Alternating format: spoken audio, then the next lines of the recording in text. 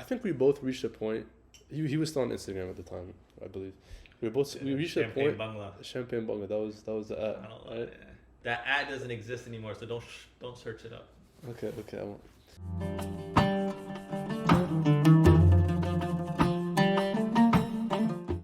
Hello! Welcome to bro? another episode of the season, the Suhba Oh my podcast. Season or seasoned? Season, the Come Suhba on, bro. podcast. So I'm sure you don't even know the name. Yes, sir. Sammy, on. how you doing, my guys there? Alhamdulillah, bro. I'm good. Staying busy. Staying sharp. How about you? Staying busy, staying sharp. All right. I like that. I can't say the same. Nah, I'm just playing. Alhamdulillah. No, I know you're a busy guy these days, so it's hard to. I'm always busy, baby. I'm on the grind 24/7, you feels? I feel that. Alhamdulillah. Alhamdulillah, bro. Alhamdulillah. We got a special guest today. I don't know if you can see. Yeah, you can see. Anyways. Let's get back on track. What are we doing here today? What's Alhamdulillah. What's the conversation gonna be about today? Well, before we get to our topic, let me give you a little rundown of what I was thinking recently. Okay.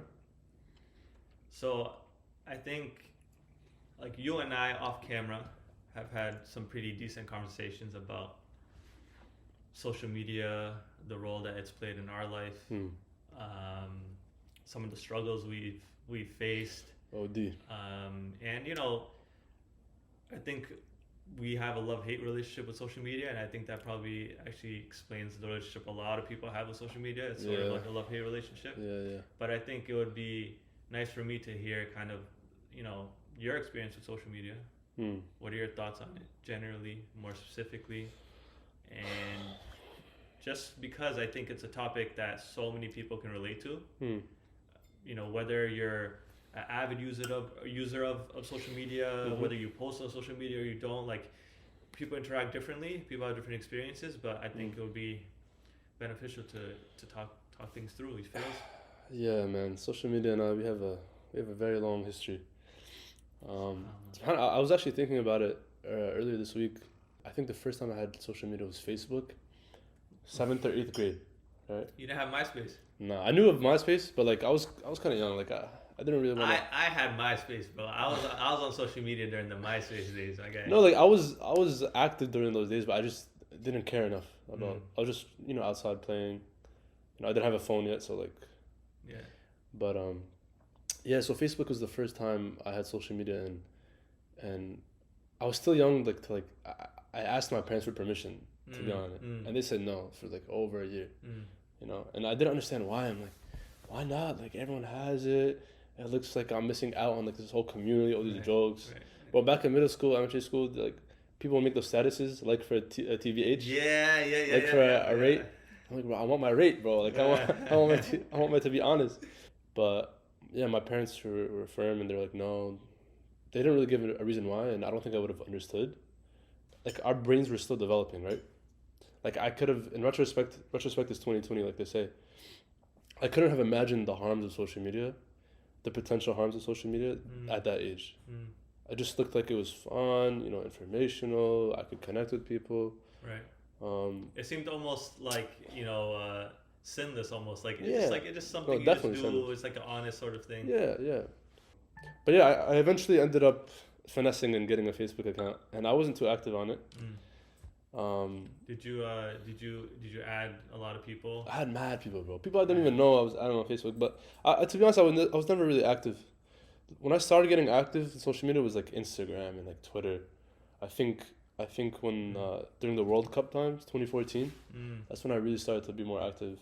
World Cup's every 4 years, right? It's every 4 years, but that 2014 World Cup was when I was like reaching out to people, especially Algerians, because we made the World Cup, and I was in the middle of New York, upstate. Like there was no other Algerians for me to share my excitement with, so it was nice. Like I found my own community. Snapchat I was never really active with. I hate Snapchat so much, but that's like, I always said like that's like the devil's app, bro. Like I hate Snapchat. Alhamdulillah, I've never really been a part of it, but that's what I feel like the youth are really using these days. TikTok now, yeah, but like Snapchat was always like there. Actually, I remember the first time I saw Snapchat, bro. I was in 8th grade, and I saw some girl in my class. She took a picture of like her friend, and I saw she was like putting text on the picture. I'm like, yo, how are people putting like words on the picture? Okay. That's Like what, drawing on it and they were putting drawing. Like, stickers yo, and that, stuff. like, what app is that? Looks Yeah. amazing. Like, That was revolutionary at that time. it was. That bro. was like It was trailblazing. Yeah. So I didn't even know what it was until like a year after, but Instagram, yeah, it was nice. Like that's when I was like taking pictures, posting it. You know, that's when I actually cared about likes and stuff. I don't know if you remember. I don't know if you had Instagram back in the day, but the numbers wouldn't show up on your likes until you hit 11. Do you remember that? Oh no, I wasn't on social media at that. I was on Instagram at that time. You were or you weren't? I wasn't. When did you first make an Instagram? I actually made Instagram, I think, post when I started like taking the Dean a little bit more seriously. When I was on something different when I was using like Facebook, Snapchat, and all those things. Yeah. But I was always an active user of social media in general. Mm-hmm. There's a lot to unpack. Your first experience? I'll say my first like experience with social media, as you mentioned, like it was all kind of like I was very naive. I think at the time where it was like, oh, like, you know, I just want to keep in touch with my friends. I want to know what my friends are up to, community, those types of things. But very quickly, I think my experience with social media from an early age, even when I was not necessarily too much into the Dean, I still kind of just felt like something was a little bit off about it.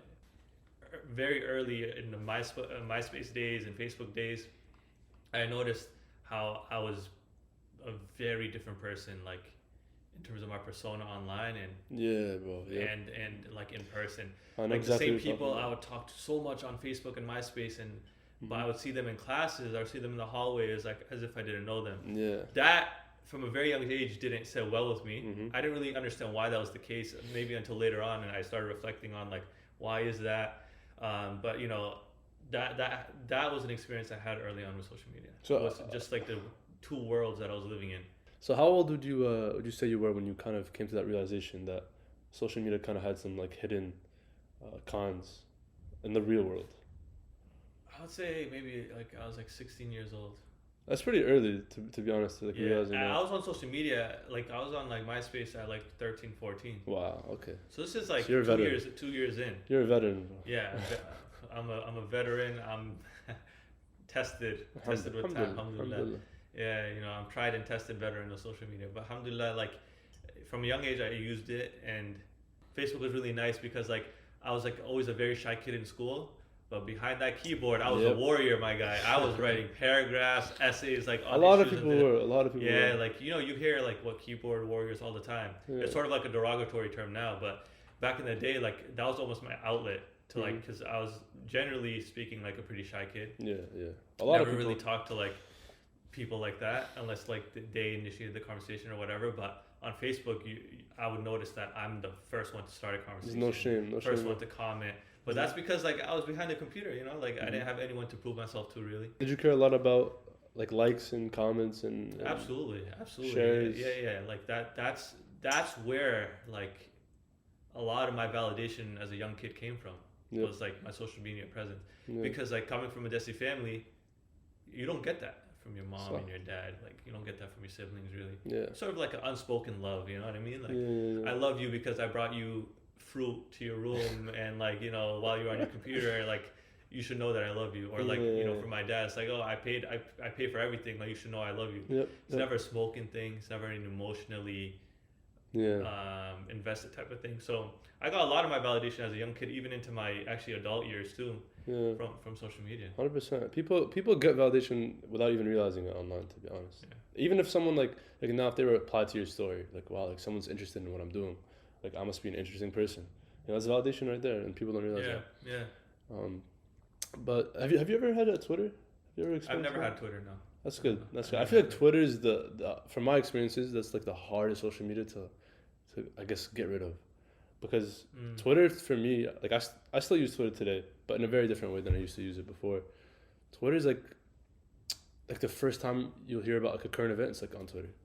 Like it's like live, like informational stuff. Depends on how you use it, of course, but like once you're on there and you get used to it, like checking it, like the news, like everything else seems like it's very late. You know what I'm saying? But when I first was using Twitter, it was just purely like purely jokes, purely interacting with people my age, getting those likes and retweets, trying to be funny. Yeah. I learned a lot the hard way on Twitter, man. And I never had a Twitter. I considered it like, you know, about like 2 years ago. 2 years ago, okay. Maybe 2019. Like I was definitely considering a Twitter. Actually, post meeting you is when I considered like. Oh, that's not a good thing. Consider. Is it my fault? No. It wasn't like, oh, it's because Sammy's on there, I want to be on there. It was more like anytime like we would have conversation. Like I did notice that like a lot of, for anything that was happening in the community, I was like, oh, did you see what that posted on that person posted on Twitter? Yeah. That was always the initial way a conversation started. Really? So in my head, I was like, maybe Twitter is the place you need to go. Like, it's I don't the know. hub of information. Like, I feel like that's just Instagram and Snapchat, to be honest. Twitter, I feel like that's more like personal on a community scale. On Twitter, it's not really like an in-person community type of an audience and market. You know, I feel like it's more worldwide. That's just my experience. I don't know. Maybe I'm bugging, but well, I do agree with you on the worldwide aspect of it, because like there's people who are really connected beyond borders, like on Twitter. Yeah. Like, you know. Because I think Twitter is more suited for like interests. Instagram is like people you've kind of met and connected with, and like or mutual seen friends. maybe once or twice. Exactly, like mutual, or maybe you've never even seen them, but you heard about them. You see someone's like tagged on your friend's post or something. I think back to like the early days of Twitter and Instagram. One of the reasons why I kind of had a struggle with it and like that early love-hate relationship was because I moved around a lot, and it was hard to make friends. It was hard to make friends when you kept moving from like school to school, especially when you get older. You know, the first school I went to, it was a smaller school. It was like maybe 300 kids per grade. I was there for a while, so I had a lot of friends. But when I was in high school, I moved to school with like 1,000 kids per grade, and that was like already like an established community. Like you're in the middle of high school. People have their friends, their groups, and everything. So it was harder. Like I feel like I went through like a shift. Like I just became mad introverted, and by that time I was already on Twitter, Instagram. I had like my kind of like pseudo community of people with similar interests. Right.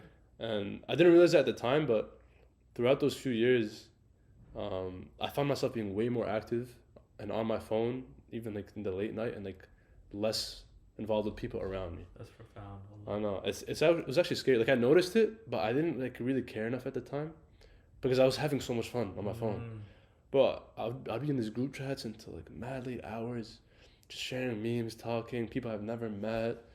And subhanAllah, it's actually funny because all these group chats, or not all of them, but most of them would pop up during Ramadan.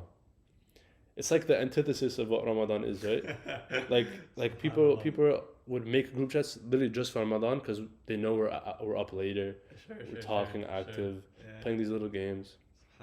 And it was, man, that would go on for year after year after year, and I don't know, I just ended up like breaking free from that, man. Alhamdulillah. Like there's still some good people I've met. Like I said, there's always some pros, but the cons were definitely worse. You know, I found myself, my attention was like down. I was always in my room, not really active with my brother and my parents as much as I wanted to be. And that's not something you really like prioritize during that age. You just want to be social. Right. Like you just want to be social, get a lot of friends, connections, this, that. But as I went to college, and towards like the later years of college, to be honest, that's when I'm like, I have great people around me, and I could like network and connect with a lot of amazing people that could really benefit me in person. Yeah. And that's when I was like making like a hard like stop on social media. I use it differently now, but I still have it because like I said, I move around a lot. I like to connect with people. I like not connect, but like keep in contact with people. I think that's beneficial for me, and like I said, everybody uses it in a different way. Everyone has their own journey through it. Well, we obviously have very different experiences with it. You're not on Instagram anymore. No, I'm not. I'm off social media. All social media. Yeah. WhatsApp's the only social media thing that I use. It's interesting. I think you're bringing to light like such a important point, which is that yes, like all of these interactions happen in a virtual space.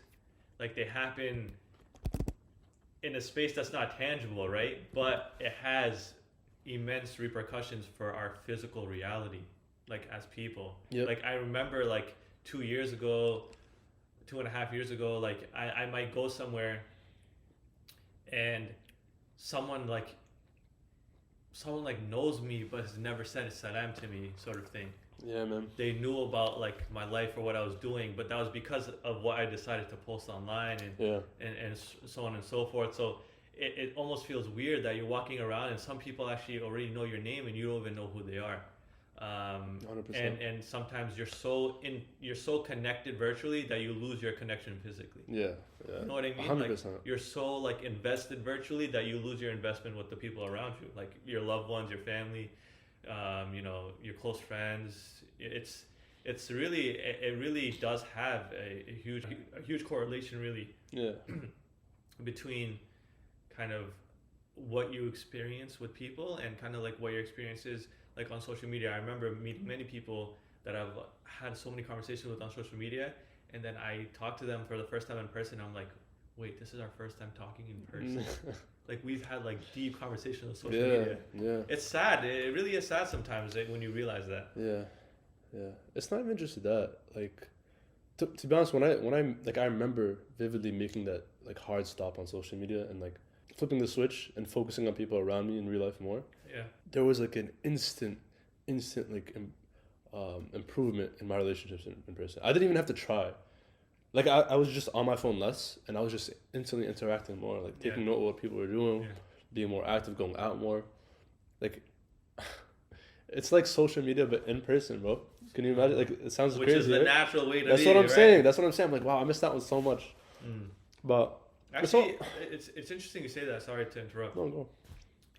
It's interesting you say that because for me, I noticed that there was a direct causation and correlation between me leaving social media and how genuine my relationships with people became. A direct causation and correlation between the two. Because now I wasn't on social media. And I think oftentimes like we'll see a story, we'll see someone go somewhere and we feel like, okay, we've checked in with a person, we know what they're up to, they're okay. And then we don't go the extra step to actually hit them up or talk to them and so on. So I got that validation with a lot of people. It's like, you like watch the stories, you comment, oh, fire pic, bro, blah, blah, blah, blah. Yeah. And then that's sort of the extent to the interaction. But when I remove myself completely from social media, I had to be very, very cognizant of like actually reaching out to people because I didn't have the little check-ins daily that I used to have, like through stories or through comments or through liking a photo and so on.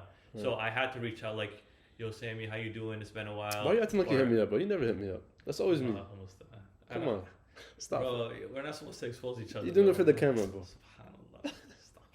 No, but I know what you're saying. But yeah, you have to be more adamant and be more committed to reaching out to those people you care about because it's not as easy as it used to be. Like one stroke of the thumb and you're liking a photo, you're commenting and whatever. So the genuine nature of my relationships exponentially increased post social media, which I'm actually very grateful for because like I noticed like also with that a lot of relationships I thought were genuine weren't so genuine anymore when I stopped having those social media interactions with those people. That was a hard pill to swallow for me. Because like there was a lot of people I felt like I was close to because of the constant interaction we would have on social media. When that was gone, I realized there was no genuine aspect to the relationship to begin with. Yeah, I feel that, and like I said, everyone uses social media in a different way. Some people may feel that genuineness, I guess, with the relationship. Some people may say whatever, but like not feel anything. You know what I'm saying? Yeah. I just remembered how we both made that hard stop on social media with the opposite gender. Yeah. Remember that? Yeah. That's actually a question I was going to ask you because we talk about that? Like that's a struggle that we both had. So I think that's something we can talk about actually. You want to fill them in?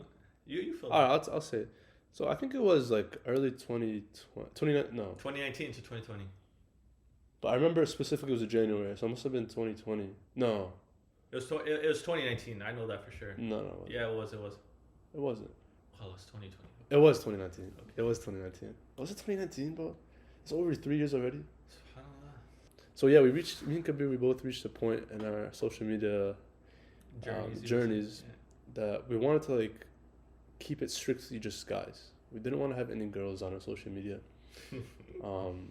And I remember it wasn't personal, obviously. Like we just wanted to have guys. We just wanted to like instead of opening our phones and opening the apps, instead of seeing pictures of girls or like them hanging out with their friends or whatever, or seeing all the gas and compliments and under the posts. Bro, we just want to see guys. Say what it is, bro. Simping, my guy. We were just seeing a lot of simping. No, that's what it was, bro. But yeah, so we just wanted to keep it just guys, you know. I think it would have been, because everything you see affects you whether you realize it or not, you know. And you can't really control who interacts with you on social media, you know. That's true. I mean, I know this guy was getting mad DMs from. No, let me stop. I'm playing. I'm kidding. They I mean, maybe I don't know. They remained where they were in the message request, bro. I never opened them, bro. Alhamdulillah.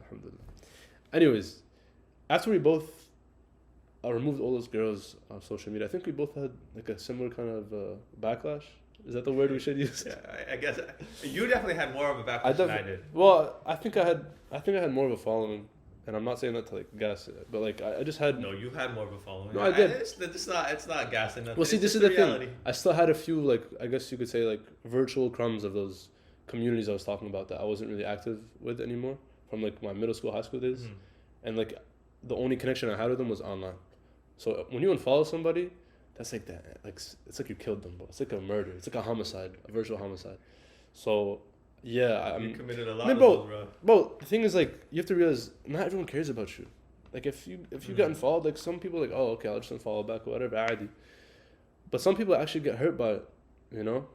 I got subtweeted. I don't know if you guys know what subtweeted means, but like they basically like tweet anonymously about you without addressing you. And I saw a couple of tweets like that. I'm like, damn, like these guys were hurt. There were some girls that I genuinely, they were not like a fitna to me at all. They were like beneficial people. They post good reminders, and you know I had no issue with. But I felt kind of bad. So you know, some people I told directly, like, I just want to let you know, like, I'm just removing girls off my social media. Like, it's not personal. It's like a decision I want to make to improve my focus and everything. Blah blah blah. And some of them understood and they were chill with it, and some of them didn't even follow me. They're like, I understand, good for you. Some people were mad hurt, bro. Like, I was like, damn, like, this is not good. That's not a good sign. If you're getting hurt by someone and following you, I mean, you got some other issues to deal with. You should go through your own social media cleansing and right. Cleansing. Yeah, exactly. So yeah, I mean, that was my experience. Now, to be honest, I kind of eased up a bit. I'm a little more lenient, but I definitely cleared out a lot of people that I should not have had on social media in the first place. Yeah, I think for me, when I was beginning to do that, I like went. I think with anything, with me personally, my problem is that I go 0 to like 100. There's no in between for me. It's like it's like 100 or 0, like 1,000. So it was like insane. Like when I like was pretty much no girls, I didn't even follow my sister and my cousins. Yeah, that's where I started to get a little more lenient. I was like, yo, if I'm not gonna make an exception for no one, bro. Not even my own blood, bro. But that was like a little bit OD. So then I like low key started like naturally shifting towards like, okay, I'll like allow people that I benefit from and so on. But I didn't have that problem that you had where it was like, because you know I didn't have like the clout that you had, you know, that you have in the community, right? So for me, when I was like, it's not real clout. It's not real clout, by the way. I'm not really sure many people noticed or even cared,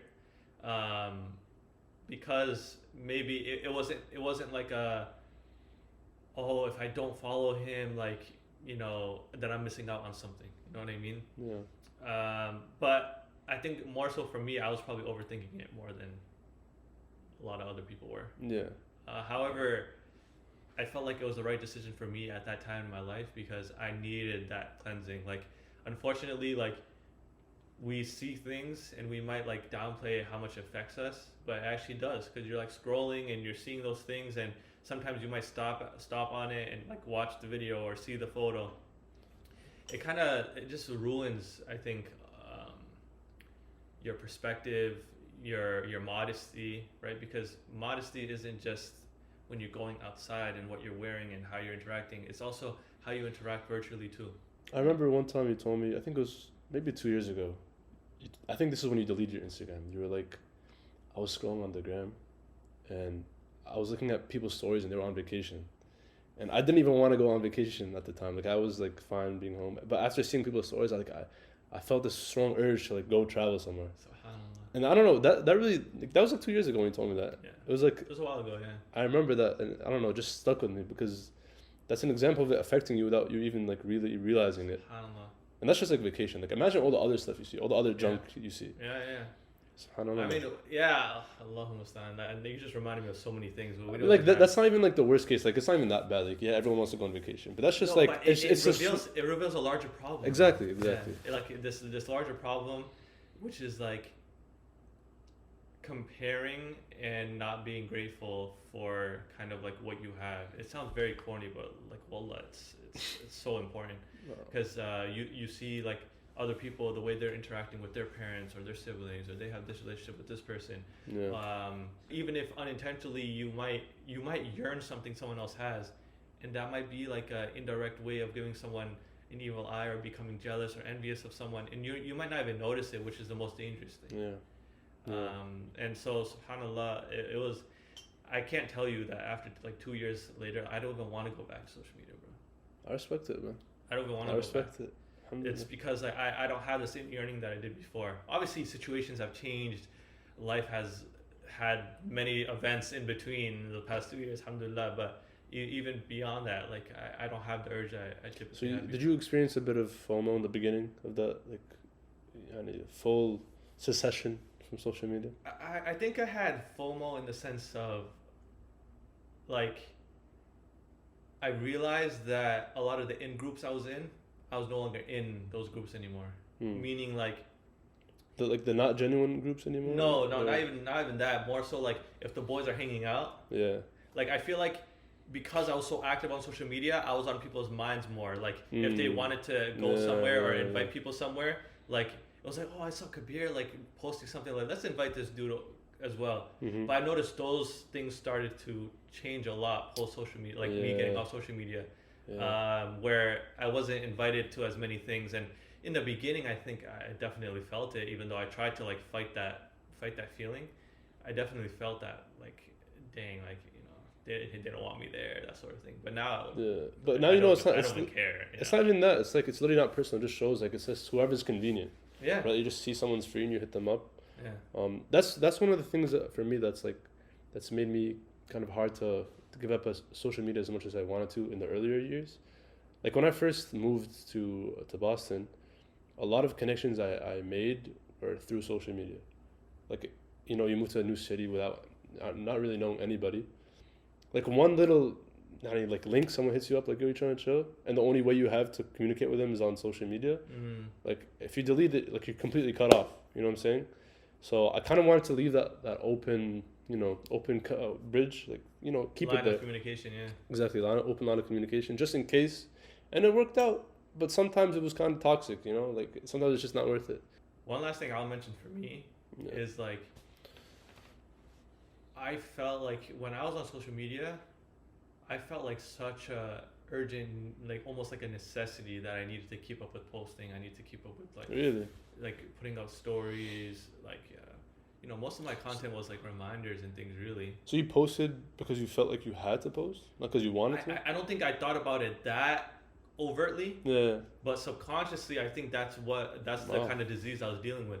Because honestly, for me at that time, like whether I liked it or not, and this is 2 years later, me looking back and like me reflecting, I definitely noticed that if I wasn't posting about my relationship with like my boys, maybe inside I felt like it actually wasn't a genuine brotherhood, right? Or if I wasn't posting about Deen, or I wasn't posting about like this reflection or that reflection that I was thinking about, that maybe it's not a genuine thought, right? But now I look back and I'm like, if I need to post to show people that I have a genuine friendship with my brother, or I have a genuine friendship with you, and that I know you and I'm close to you, and I need to post you on my social media to show that, then that relationship is bad to begin with. Right? Or if I need to constantly post on social media to show people I'm so happy, you're really not happy, right? Or if you need to post on social media to show that you're like so religious, or that you think about Islam in a certain type of way, which not is even kind of like what I was doing at that time. You know, may Allah forgive me. Right? Not even just religious things. Like, some people post like social justice-y things, like you know, things like that, just to show that they care. Not everyone, but there's a lot of like performative type of stuff on social media. But then that's a whole other topic. You have like apathetic type of social justice Yeah. warriors out there too, where it's Yeah. like I posted something and now I feel like I've done something. You understand? Like that, and that's another topic, inshallah, for another podcast. But for me, like, because I was falling into that trap, subconsciously, I'm so glad that I left that out, because then I was able to work on those relationships and those moments that really mattered. Like, you know, reaching out to people. No one knows that I reached out to them anymore, but I had to do it because I genuinely cared about that relationship. Yeah. So that was all the proof I needed. I didn't need to post on social media to demonstrate that. And, you know, I think a lot of people can relate, and it's just something that for me, 2 years later, I can reflect and, you know, pinpoint those things. But when I was in it, it was as, no, inshallah, my intention's good. Like, you know, I'm doing it for myself. Like, this is how we would justify it to ourselves, or how I would justify it to myself. Yeah, 100%. SubhanAllah, it's alhamdulillah, I left it though. Alhamdulillah. Bro, we definitely had like two very different experiences with social media, but there's also like a lot of overlapping issues. But alhamdulillah, like if we didn't experience these struggles, man, we would have no idea what the kids today are like going through. Imagine like everything we went through, but like on steroids now. I feel like TikTok made everything worse, bro. Everything worse. Like it's a lot more popular, I feel like. Bro, back in high school, like we would see like someone like, what is it called, like selling weed in the bathroom or something, and we would think it's so crazy. Now people are like snorting coke on toilet seats and stuff. Like, you know, like it's just crazy. Just like how exacerbated everything has become. Like, 6 years removed from when we were in those places. Yeah, I mean, like, it's insane. Technology moves quick, bro. It moves very quick. I can't keep up, bro. It moves very quick. We didn't even I got my iPhone 6. Bro, I first got a phone. The first time I got a cell phone was when I was in 8th grade, 7th or 8th grade. I feel like a lot of kids now, they already have phones in elementary school. They're on social media before that, you know? Bro, my nephew the other day, he was sitting on his couch, bro. Yeah. He turned on the phone, he went to YouTube Reels, and he was scrolling. Yeah. This dude's not even 4 years old yet, bro. You know the crazy thing too? Like with parents now. With parents and like the older generation, bro, they're just as susceptible to these social media tactics as young kids. Don't get me started on my dad, bro. I don't want to talk about my parents. They'd be on social media OD, bro.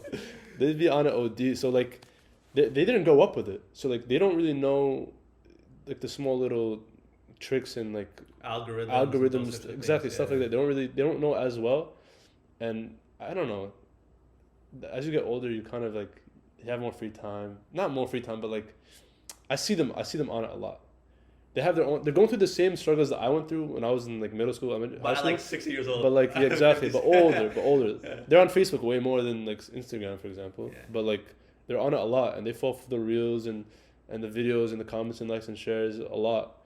So it's not by age group. It's just by experience. I feel like. That's true. So now that we've experienced this, and I'm sure a lot of people have experienced stuff similarly, when we get older and we have kids, like. There's probably going to be different kinds of technology by then. You're going to be teleporting to like different metaverses and stuff.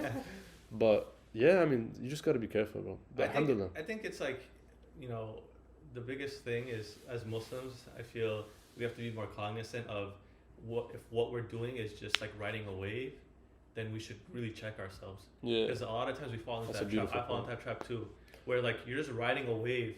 But as a Muslim, you shouldn't be riding any waves. Any decision you make should be like thought out. It should be substantiated. You should know why you're doing something.